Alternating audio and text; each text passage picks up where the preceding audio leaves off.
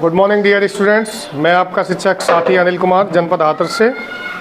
आज श्रेष्ठ स्कीम के अंतर्गत हम परीक्षा से संबंधित महत्वपूर्ण प्रश्नों का एक वीडियो लेकर प्रस्तुत हुए हैं, जो कि पूरी संभावना है परीक्षा में आए, ना भी आए तो आने वाली परीक्षा में आपके लिए उपयोगी साबित होंगे। इसमें पहला क्वेश्चन लिखिए, मैं साथ साथ व्याख्या भी करता रहूँगा क्वेश्चंस की। देखो, जब दो बर्फ के टुकड़ों को आपस में चिपकाया जाता है, जब दो बर्फ के टुकड़ों को आपस में दबाया जाए, आप करके देख सकते हैं प्रैक्टिकल, तो वो चिपक जाते हैं। क्यों?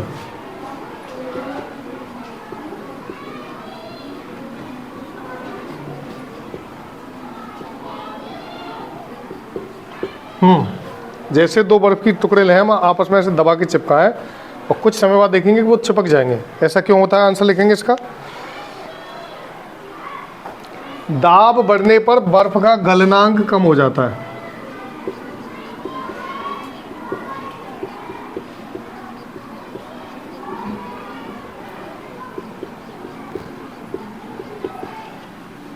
घट जाता है। अब इसमें दो चीजें आई हैं, आप समझते होंगे शायद।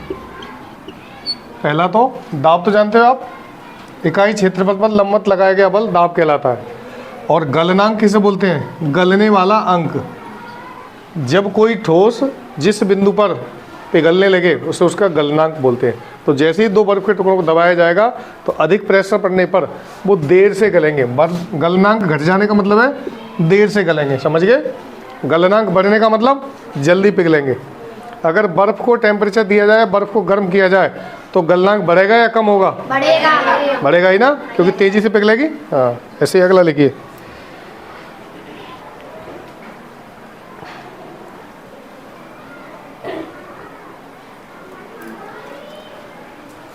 काले वस्त्रों की बजाय सफेद वस्त्रों में कम गर्मी क्यों लगती है? बोलिए।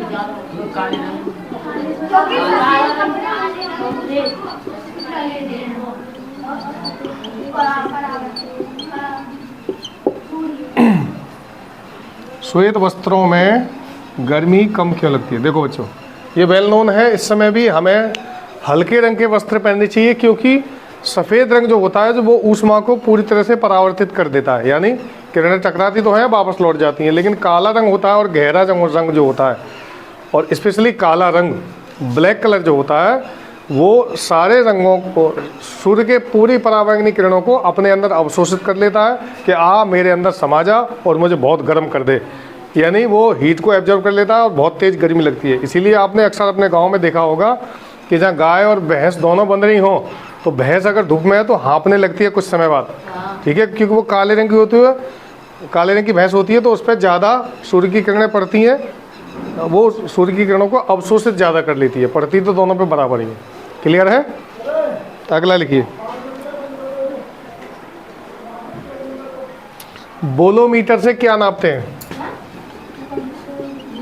बोलोमीटर ऊष्मीय विकिरण,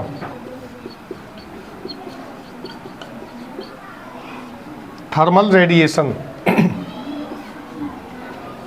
ऊष्मीय विकिरण का मतलब है, अगर कहीं आग लगी है तो उसके आसपास की वायु गर्म हो जाती है, उसी को विकिरण बोलते हैं, रेडिएशन। ठीक है? ऊष्मा संचरण की कितनी विधियां हैं? चालन, संवहन और विकिरण। चालन, संवहन और विकिरण। इनमें सबसे देर तक जो ऊष्मा कंटेन करे रहता है वो होता है रेडिएशन, यानी विकिरण। ठीक है? चालन होता है ठोसों में, किसमें? ठोसों में। और संवहन द्रवों में, और विकिरण गैसों में। ठीक है? देखो, चालन के द्वारा ही आपने घरों में देखा होगा कि जब मम्मी सब्जी छौंकी जाती है, उस पर अगर करछुली रखी रह जाए या कोई बर्तन के ऊपर बर्तन रखा हो, तो वो ऊष्मा को एब्जॉर्ब कर लेता है।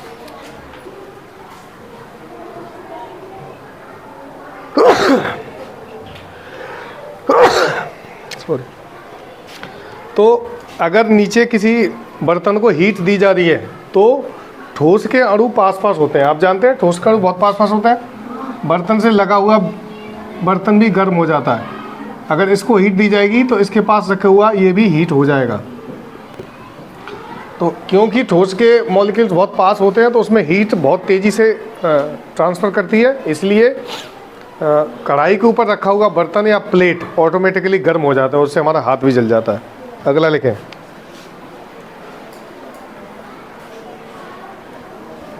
खिड़की कौन?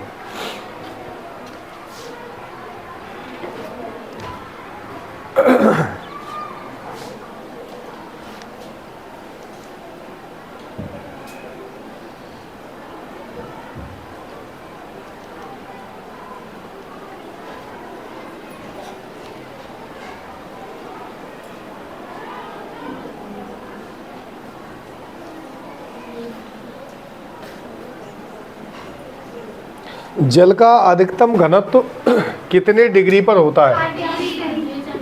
अगर केल्विन में आ जाए तो बताओ कोई सोच के।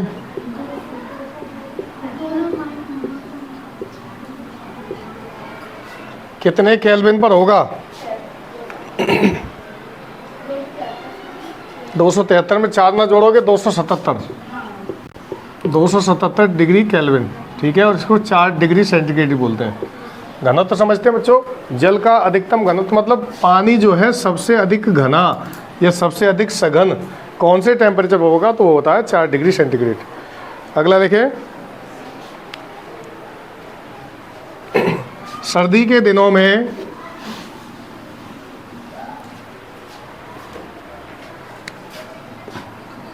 पहाड़ों पर पानी की पाइपलाइन क्यों फट जाती है?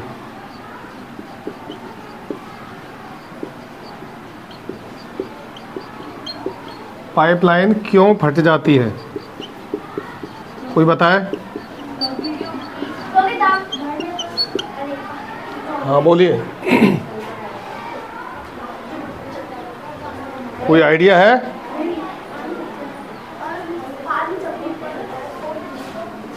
आंसर लिखें। पानी के जमने पर उसका आयतन बढ़ जाता है।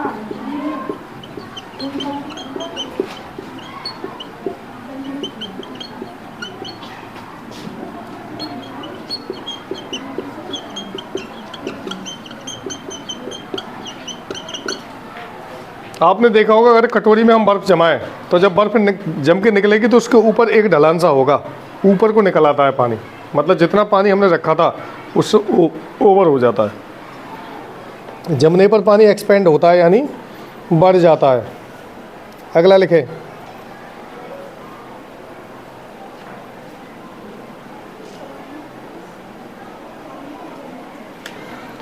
गर्मी के मौसम में, जैसा कि इस समय गर्मी है, पसीना आने पर पंखा चलाएं तो बहुत ठंडक मिलती है, क्यों? पूरा आंसर दीजिए,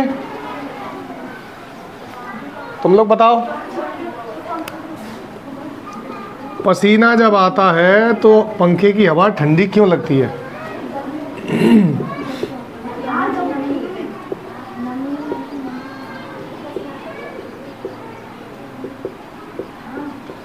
कोई आइडिया नहीं किसी को?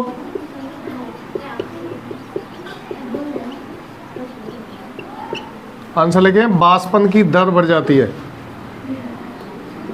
बाष्पन की दर बढ़ जाती है,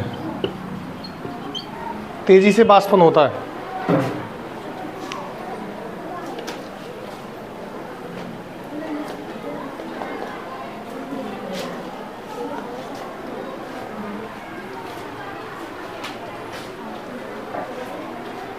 अगला लिखें। सर्दी के दिनों में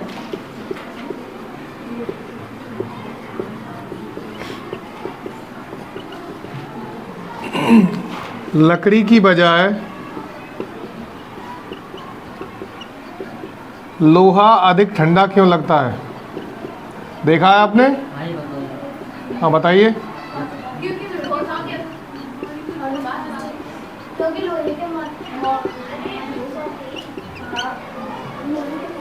ये तो आप ठोस की परिभाषा बता रही हैं कि ठोसों के मॉलिक्यूल पास पास होते हैं। आंसर क्या हुआ? बाहर का टेम्परेचर ज़्यादा होता है सर्दियों में? तो आंसर क्या हुआ फिर?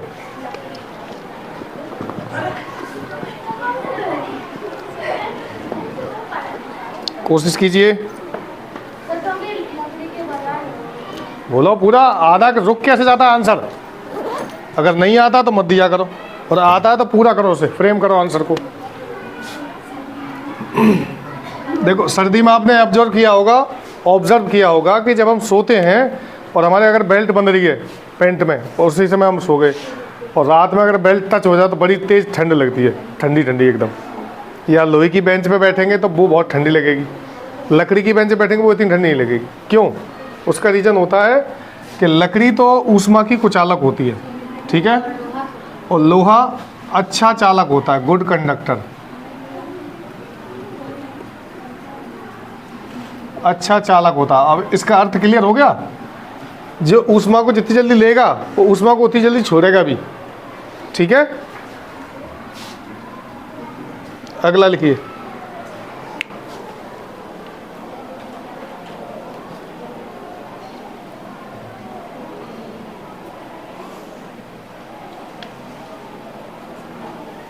प्रेशर कुकर में खाना जल्दी क्यों बनता है?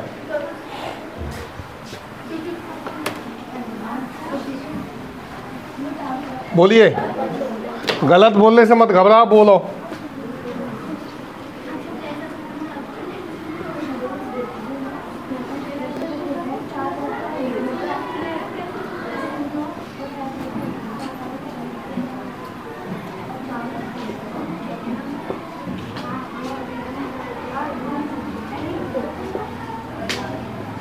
आपके यहाँ सबके यहाँ देखा होगा प्रेशर कुकर, ठीक है। प्रेशर माने दाब और कुकर माने पकाने वाला। जो यंत्र होता है प्रेशर कुकर, उसका दो चीज़ों से नाम पड़ा है, दाब और पकाने वाला, प्रेशर कुकर, ठीक है। तो जब हम प्रेशर कुकर में खाना पकाते हैं, मान लो ये प्रेशर कुकर है, इस पर सीटी लग रही है और यहाँ हमने आग जला दी, ये खाना पक रहा है, तो दाब बढ़ने से जब इसमें ढक्कन लगा देंगे तो दाब बढ़ेगा। दाब बढ़ने से क्वथनांक बढ़ जाता है, क्वथनांक बढ़ जाता है, ठीक है।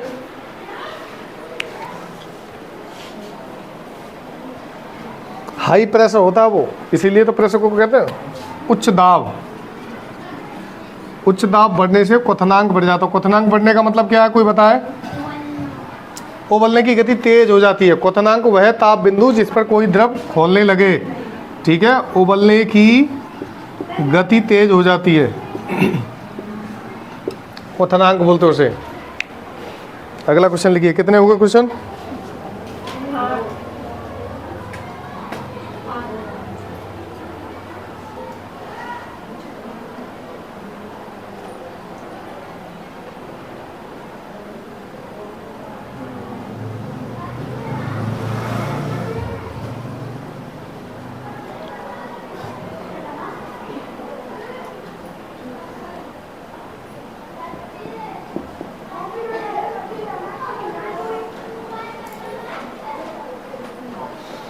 लिखो अगला। फिर कुकर आ गया। इसमें कुकर में आपने काला बैकेलाइट का हत्था देखा है? ये क्यों लगाए जाते हैं? क्योंकि ऊष्मा के कुचालक होते हैं। किसके? लिख लो। खाना पकाने के बर्तनों में बैकेलाइट के हैंडल क्यों लगाए जाते हैं? खाना पकाने के बर्तनों में बैकेलाइट कैसी प्लास्टिक है?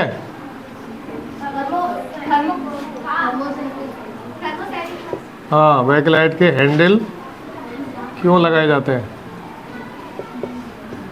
आंसर है बैकेलाइट या लकड़ी ऊष्मा की कैसी है? उचालक का मतलब क्या है?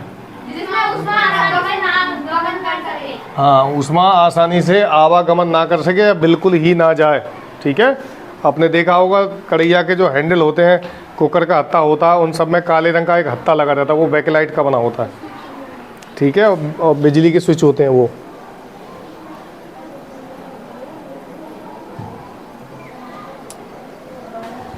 अच्छा, पहाड़ों पर कुकर में खाना देर से क्यों पकता है? चलो कुकर ही चल रहा है, अभी कुकर ही पकाए। मैदानों पर देखो ये काम जो हो रहा है ना, दाब बढ़ने पर क्वथनांक बढ़ जाना, ये मैदानी इलाकों में। कहाँ पे? मैदानी जगह हम लोग जो रह रहे हैं बिना पहाड़ वाले। और पहाड़ों पर क्या होता है? दाब कम हो जाता है। दाब कम होने पर क्वथनांक कम हो जाता है। ठीक है, पहाड़ों पर प्रेशर कम होगा, लो प्रेशर, ऊंचाई पे जितनी ऊंचाई पे जाते हैं प्रेशर घटता जाता है। और लो प्रेशर होने से कुकर के अंदर जो क्वथनांक यहाँ बढ़ रहा था उच्च दाब पर, वहाँ यहाँ क्या हो गया? कम हो गया। इसलिए दाल देर में गलेगी। अगर आपने घर में यहाँ पे 2 सीटी में दाल बन जाती उड़द की, तो वह 5 या 6 सीटी में बनेगी। ठीक है ना? आगे लिखें।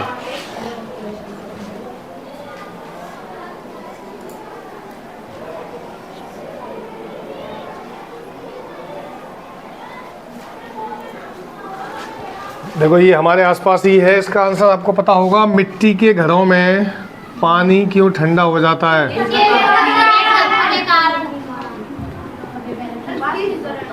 इसमें बाष्पीकरण भी होता है, दोनों चीज होती है। तो पानी का ठंडा होना पहला है, इसमें बाष्पीकरण क्या है? और बाष्पीकरण कैसे होता है, कुछ समझाया जरा। हाँ, बाष्प का आना जाना बाष्पीकरण नहीं होता, पानी का बाष्प बन के उड़ना बाष्पीकरण होता है। तो क्योंकि कच्चे मिट्टी के बर्तनों में केस नलियाँ होती हैं, उनसे बहुत कम मात्रा में पानी बाहर की तरफ बाष्प बन के उड़ता रहता है और हवा अंदर जाती रहती है। ये दोनों क्रियाएं केशकत्व और बाष्पीकरण इसका आंसर है। केशकत्व। ठीक है बच्चों, हमने घड़े वाला स्टैंड बनाया है, वो इसी सिद्धांत पर आधारित है। बच्चे पानी पीने के साथ साथ विज्ञान भी सीखते हैं। अगला लिखें।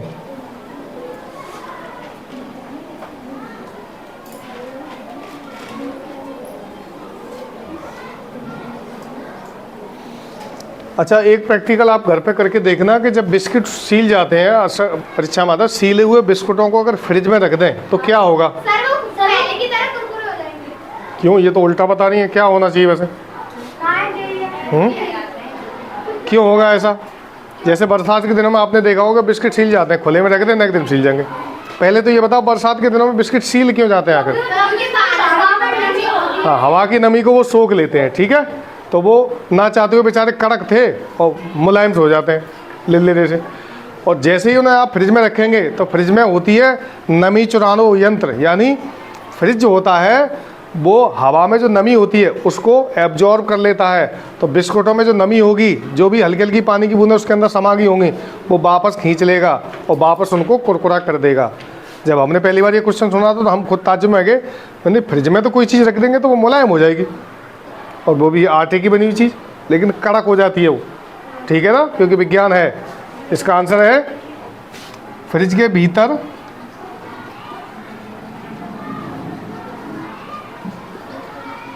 अतिरिक्त आर्द्रता सोख ली जाती है। आर्द्रता माने नमी।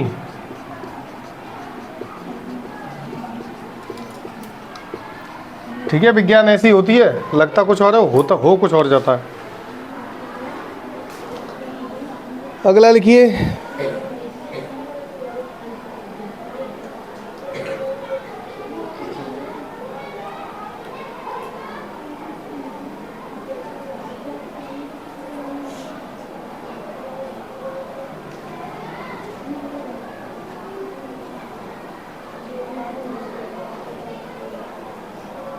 अच्छा, मैंने ये क्वेश्चन आपको शायद लिखा होगा, मनुष्य के कानों के लिए कितने डेसिबल की ध्वनि सुग्राही होती है?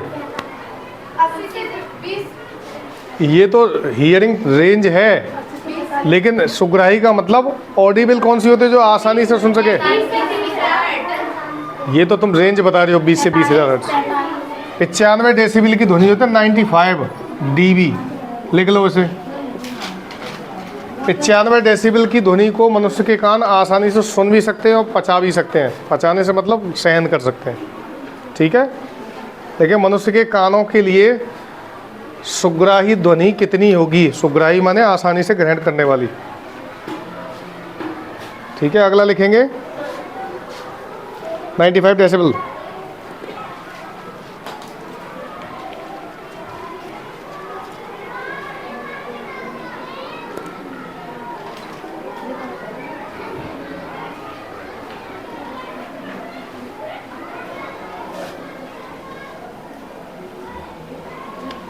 चमगादड़ उड़ते समय कौन सी ध्वनि तरंगे छोड़ती है? चमगादड़ देखिए रात में,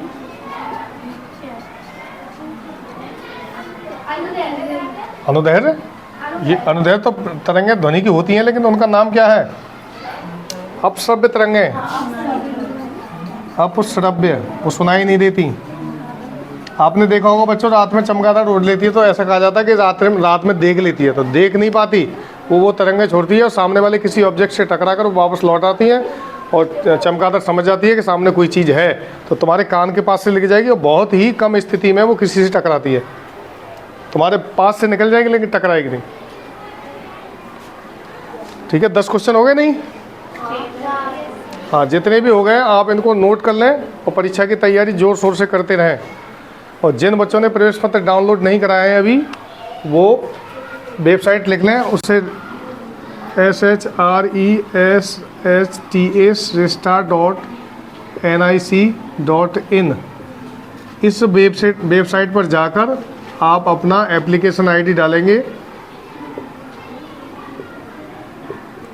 डालेंगे और डेट ऑफ बर्थ डालेंगे, DOB, उसके बाद कैप्चा डालेंगे, कैप्चा कोड होता है, और जब सबमिट करेंगे उसको तो आपका एडमिट कार्ड आ जाएगा। ठीक है बच्चों, आज 4 तारीख हो गई। एडमिट कार्ड सभी डाउनलोड कर लें और जितने भी पेज हैं उसके सभी पेज डाउनलोड करें। कुछ बच्चे केवल फ्रंट पेज निकलवा के एडमिट कार्ड समझ लेते हैं। 3 या 4 पेज का एडमिट कार्ड है, उसमें इंस्ट्रक्शंस दिए हैं, आवश्यक निर्देश, उसको अवश्य पढ़ लें। क्या क्या बातें उसमें बताई गई हैं, क्या क्या ले जाना है, क्या क्या नहीं ले जाना।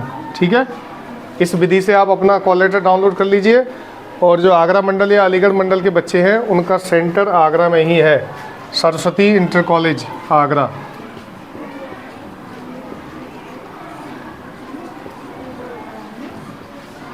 Saraswati inter college, Kamla Nagar, Agra.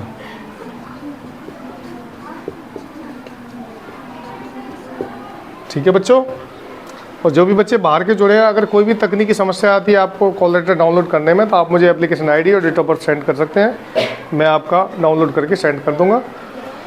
Best of luck. काफ़ी कम दिन बचे हैं, तो मुझे पूरी उम्मीद है और आशा है कि आप मेहनत से पढ़ रहे हैं। ऐसे ही पढ़ते रहिए और पॉजिटिव फ्रेम ऑफ माइंड से आप परीक्षा देने जाएं।